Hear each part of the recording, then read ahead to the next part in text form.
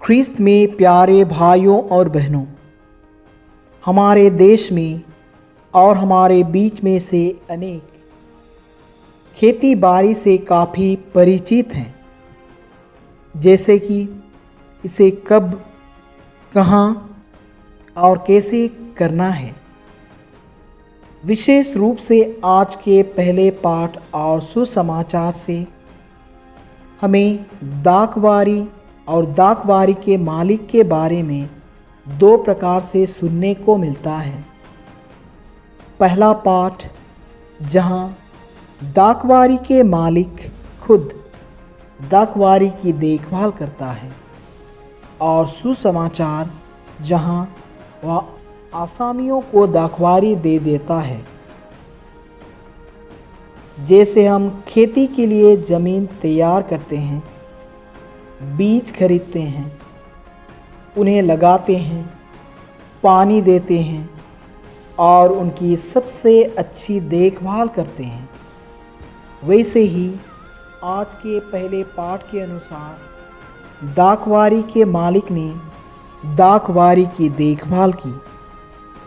इसके बावजूद उसे अच्छी फसल नहीं, लेकिन केवल खट्टे अंगूर ही मिले। अगर हमारे फसल के साथ ऐसा होता तो हम क्या करते? मेरे ख्याल से हमारे फसल के साथ ऐसा होना सुखद नहीं होता। सुसमाचार के अनुसार दाखवारी का मालिक अपने नौकरों और अपने बेटे को उपज का हिस्सा असामियों से लेने के लिए भेजता है, जिसके परिणाम स्वरूप उसे असामियों से उपज का कोई हिस्सा नहीं मिलता, लेकिन उसके नौकरों और उसके बेटे को वे मार डालते हैं। ख्रीस्त में प्यारे भाइयों और बहनों, आज के पाठों के अनुसार दाखवारी का मालिक परमेश्वर है और इस्राएल के लोग दाखवारी हैं।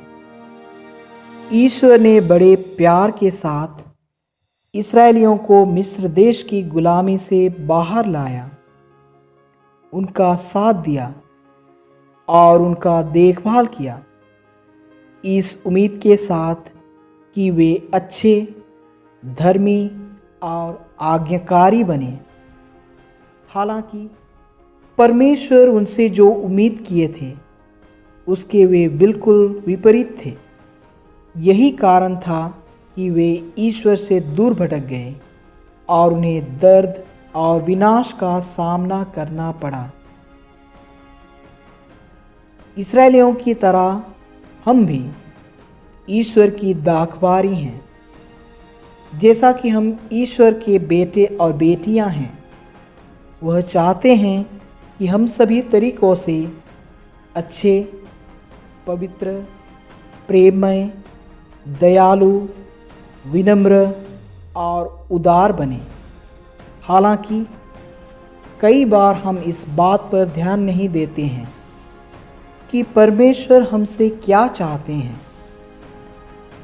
जब भी हमारा जीवन ईश्वर की इच्छा और अपेक्षा के अनुसार नहीं होता है, तब हम जो कुछ भी करते हैं या कहते हैं वह ईश्वर को प्रसन्न नहीं करता है।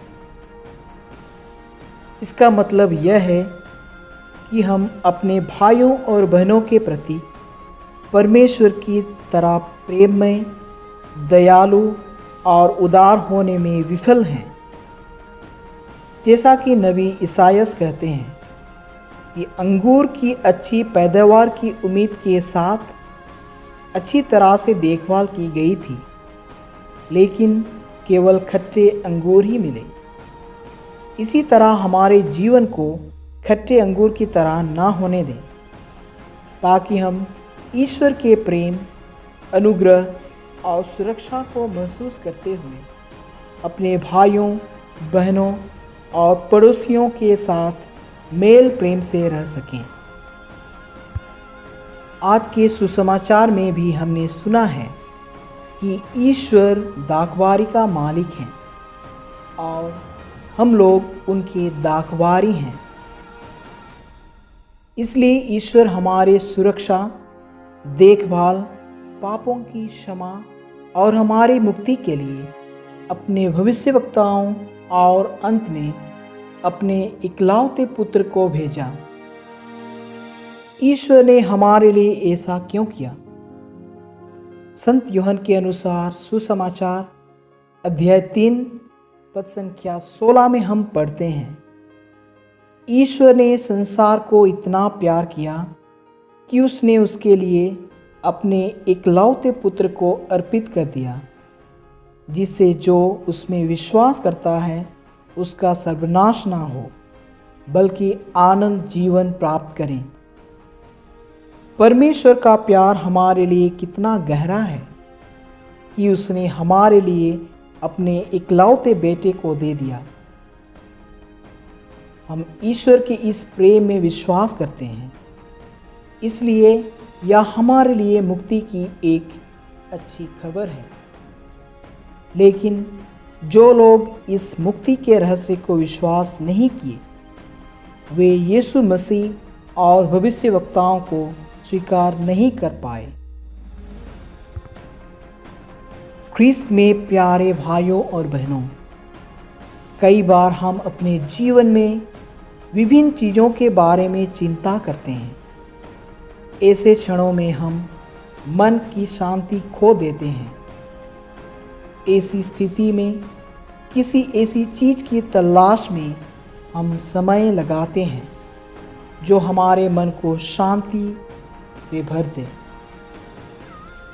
संत पौलुस फिलिपियों के नाम पत्र अध्याय 4 वचन संख्याएं 6 से 9 में ईश्वर में शांति की खोज करने का सुझाव देते हैं।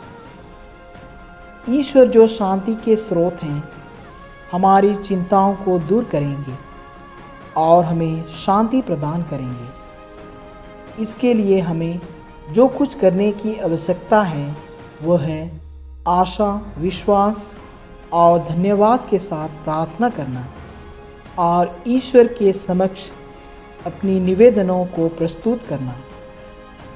ईश्वर जो हमारे साथ हैं, हमारे लिए हैं और हम में हैं, हमें मदद और सुरक्षा प्रदान करें ताकि हम अपने विश्वास में बढ़ सकें और शांति और प्रेम से अपना जीवन जी सकें।